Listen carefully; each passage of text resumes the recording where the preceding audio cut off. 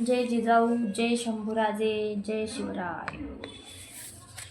काल मी भूमिताईंची एक रील बघितली, त्यात त्यांनी छोटासा असा एक विचार मांडला आहे आणि तो मला मनापासून पटलेला आहे की जे रील स्टार आहेत, जे रील आहेत किंवा जे सर्वसामान्य आपण आहोत ते सतत स्टेटस फेसबुकवर, इंस्टावर, आपल्या व्हॉट्सॲपवर स्टेटस ठेवतो, व्हिडिओज काढतो, त्या सगळ्यांनी महाराजांसाठी, स्वराज्यासाठी, आपल्या शंभूराजांच्या बलिदानासाठी एक तरी रील नक्की करावी, अवश्य करावी आणि करायलाच पाहिजे.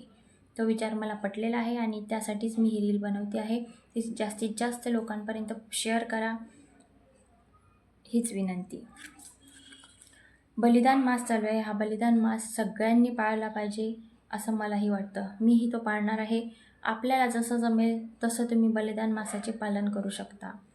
पण माझं असं वैयक्तिक मत आहे की जी एखादी गोष्ट सोडल्याने तुम्हाला त्रास होईल अशीच गोष्ट तुम्ही सोडा, जेणेकरून तुम्हाला जो त्रास होईल या बलिदान मासामध्ये, एका महिन्यामध्ये, तो त्रास होता होता तुम्हाला आपल्या शंभूराजांच्या बलिदानाची जाणीव होईल. अर्थात तो त्रास शंभू महाराजांच्या त्रासाच्या 0 पटही असेल, किंबहुना नसेलही, कारण त्यांचा त्रास हा त्यांनाच माहिती. आपण त्याची म्हणजे विचारही करू शकत नाही की त्यांना किती त्रास झाला असेल. सगळ्यांना अशी विनंती आहे, सगळ्या शिवकन्यांना विनंती आहे की बलिदान मासाचे पालन करावे. एक तरी का होईना एकच असा बलिदानात मासात आपल्याला जे पाळता येईल, जे करता येईल ते करा. जय शंभूराजे, जय शिवराय, जय जिजाऊ.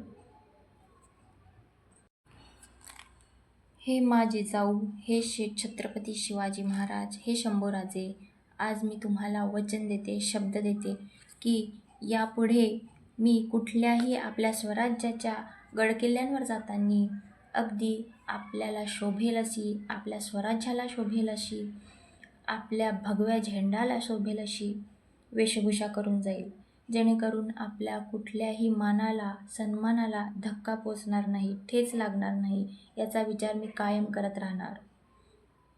असाच विचार सर्व शिवकन्यांनी करावा अशी अपेक्षा ठेवते. जय जिजाऊ, जय शिवराय.